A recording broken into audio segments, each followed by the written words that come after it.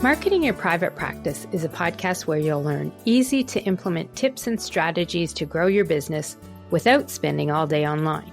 I'm your host, Kathy Colaiacovo, and I teach practitioners the Thrive marketing method to create simple and streamlined plans by focusing on long-term strategies, not just social media.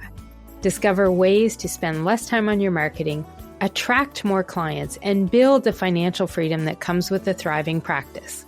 One where you have time left in your day for the people and things that matter to you.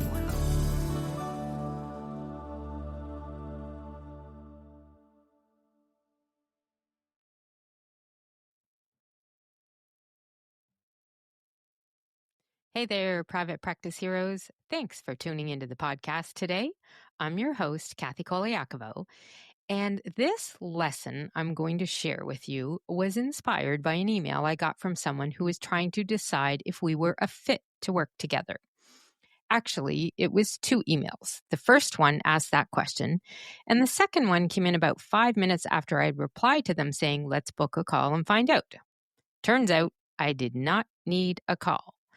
That second email was the deciding factor on our fitness and why I immediately replied with a hard no. Now, before we dive in, I do want to let you know that this episode today is part 1 of a 2-part series. This topic, saying no to clients who aren't a fit, is too important and has several aspects that I want to share with you, so I divided the lesson up. In this first part, we're going to talk about the story behind the hard no on that email that I was talking about and why saying no is such a powerful move in your practice. Then we're going to get into what really happens when you keep saying yes to the wrong people. In part 2, I'm going to walk you through 8 clear and practical steps that you can take to start attracting more of the clients that you do want, those dream clients. We want dream clients, not drain clients, as I call them.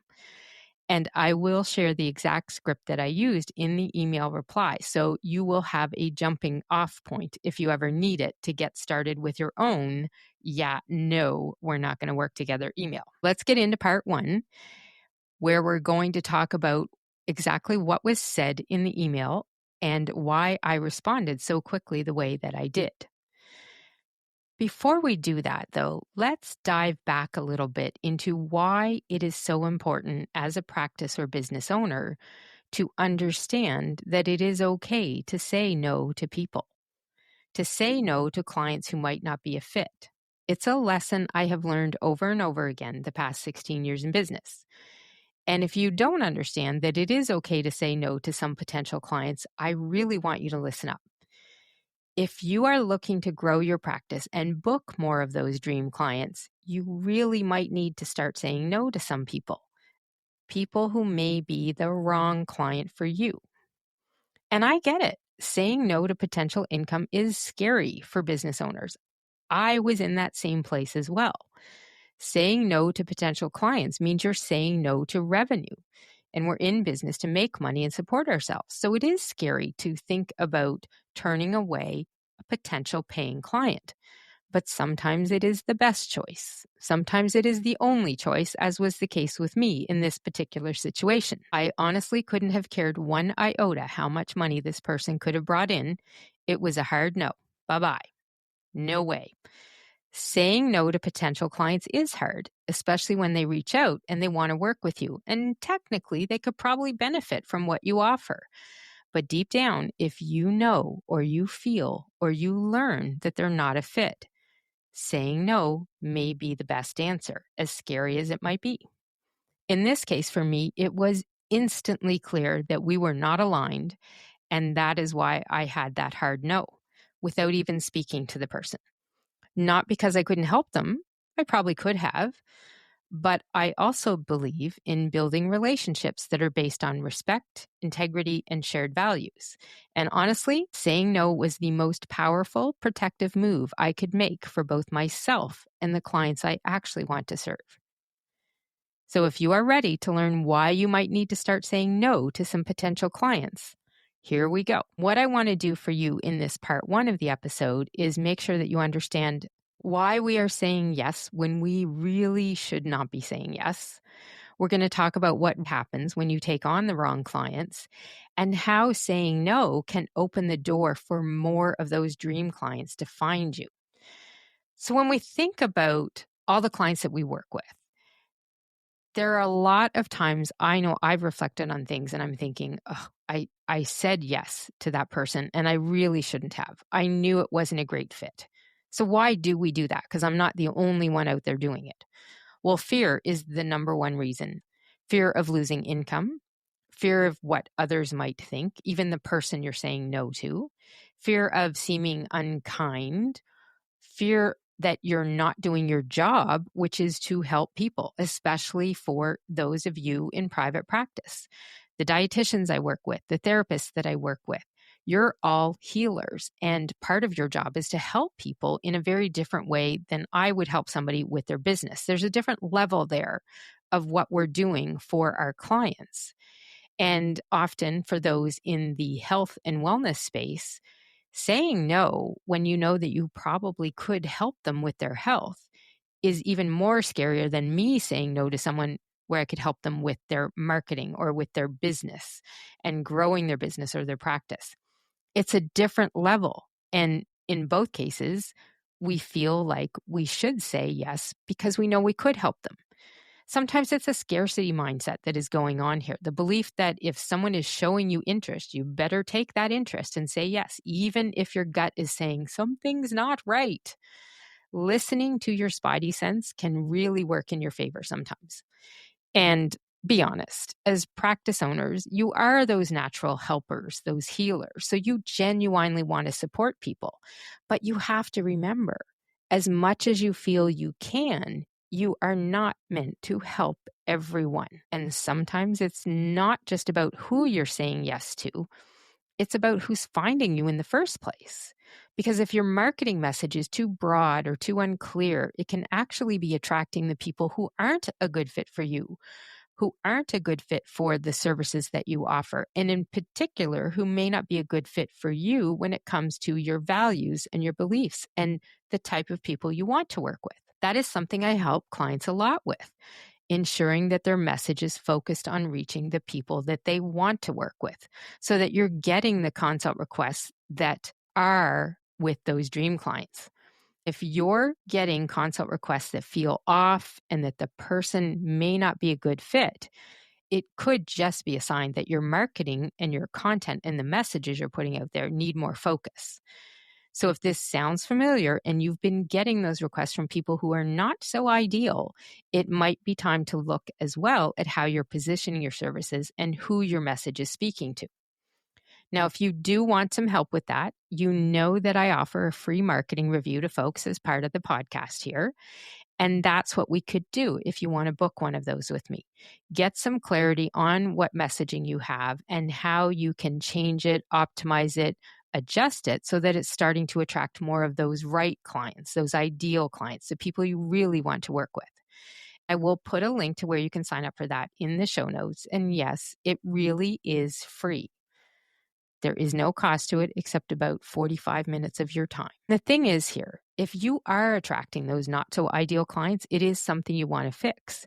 Because what happens when you keep saying yes to the wrong clients, your energy starts draining sometimes even before those sessions with the clients even start.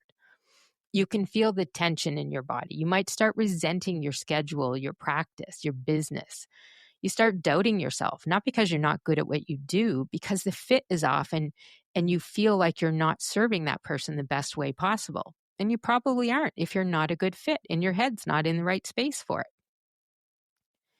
Your practice, when this all happens, instead of becoming that dream practice, that fulfilling, balanced business that you envisioned when you started out there, it becomes heavy and it becomes a pain and it becomes something that you just don't look forward to the way you used to. So if you've ever felt that kind of dread or unease when you're looking at your calendar, that could be a signal that your business is telling you your messaging needs more alignment to be reaching those ideal clients, and that the people you may be working with may need to have a little conversation with you that might involve you saying, yeah, no, I don't think we should keep working together.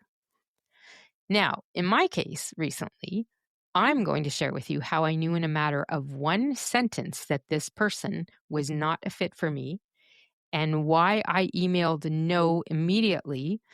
And to be honest, I actually unsubscribed them from my email marketing list.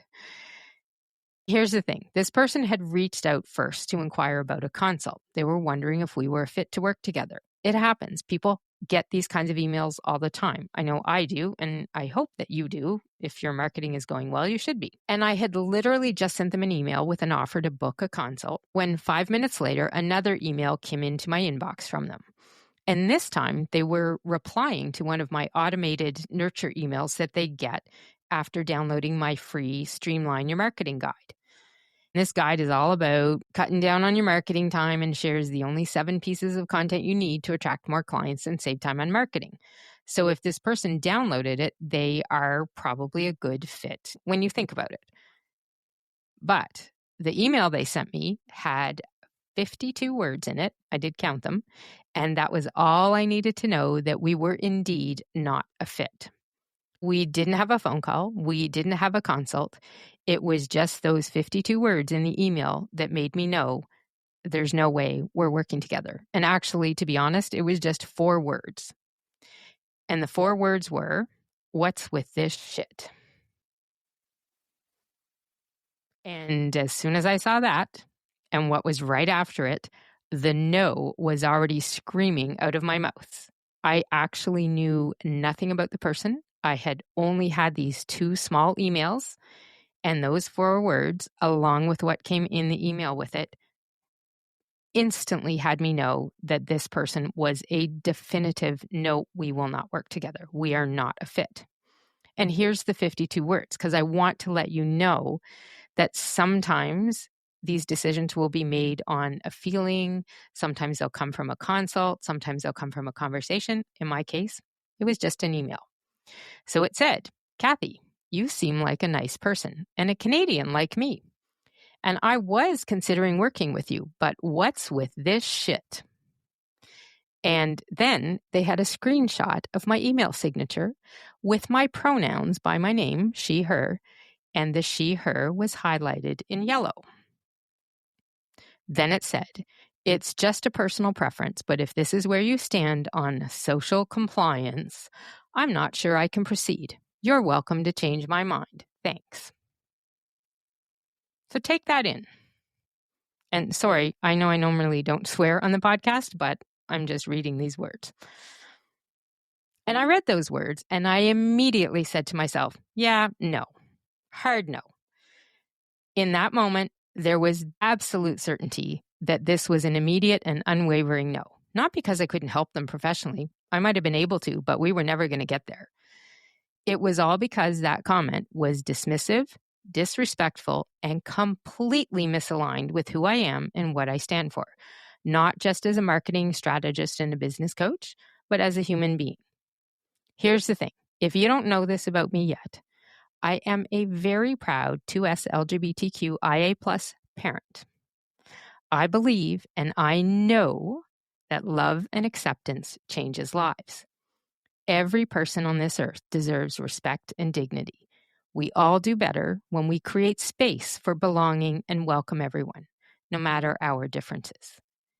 And my values aren't just words on a page. They are how I work and they are how I live. I believe in building relationships, taking time to learn, respecting others, having fun, and balancing life and business on your terms. So when someone shows up and has a question like that and mocks something as simple and as meaningful as my pronouns, that's not just a poor fit for me. That's a full stop hard no. And I don't know, mock might not be the right word here. Maybe they weren't intending to mock, but there was intention behind the words to find out what kind of person I am, to see if I was a fit for them. So what matters more here is how those words landed than how they were intended. And for me, they landed in such a way that I had some insight into what that person's values were. And they were not at all in alignment with mine. And in this case, that misalignment, that no, we're not a fit, is a hard no for me. And as a business owner and the CEO of my business, I am 1000% allowed to make business and boundary decisions based on how something makes me feel, whether someone's tone shows a lack of respect like this one did, or how their words align or don't align with my values. For me, my decision was straight out 2 words, as us Canadians like to say, yeah, no. Which, by the way, if you want to translate my Canadian, yeah, no is a total no for us. The yeah is a pre-clarification of the no, and the no is a very definitive no. It is not a yes to anything just because I said the word yeah. And as a good friend once told me, words I have carried with me for years, no is a complete sentence. And shout out to my friend Tracy, my accountability partner of 16 years, for having taught me that lesson many years ago. I was not going to try and change this person's mind. I was not going to argue with them. I wasn't going to try and explain or defend my values. I just said no politely but clearly, and I moved on. Because the work I do and the people I choose to serve deserve that clarity and protection. Your clients and you deserve the same thing. So I'm going to leave that lesson here for today. This is the part 1 of what we're going to talk about in how you should be learning to say no to some of those not a fit clients or the wrong clients for you if you want to attract more dream clients. And I will be walking you through in the next episode the 8 steps so that you know how to attract more of those dream clients by saying no. And I'll be sharing a few real world tips to help you spot that not a fit misalignment early, how you can set some boundaries with confidence. And yes, I'll even be sharing how you can respond with Canadian humbleness, grace, and clarity, even when someone crosses a line for you. And I will be sharing the exact words I use to respond in this situation. So if you are struggling sometimes on how to say no or want a script to start with, you will want to make sure that you hit follow wherever you're listening to the podcast so that you get notified when part 2 is live next week. So for today, I'm just going to leave you with some of these thoughts because I know you may also be thinking right now one of a couple things. Either one, you're probably thinking, man, that was such a line that they crossed. I would have done the exact same thing as Kathy. Or you may be thinking that doesn't matter to you at all, which is perfectly fine. What I want you to get from this episode, this action step for you today, is to think about the clients that you have that might be draining you, that might be causing you stress, the clients that you do work with, and the consults that you are having. And I want you to start opening your mind to the fact that there are people you could be saying yes to that, in fact, you should be thinking about saying no to. Because when you start to take on these clients that aren't an ideal fit, clients that cause the extra stress for you in working with them, cause you a little bit of unhappiness and change your personality even because of the energy that happens between the two of you, that's where you may need to learn that saying no to some of those people is going to be the way to open space for more of those dream clients to come in and work with you.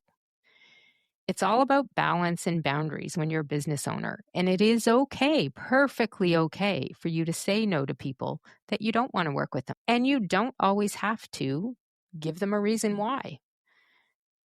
No is a complete sentence. It's a very important lesson to learn here.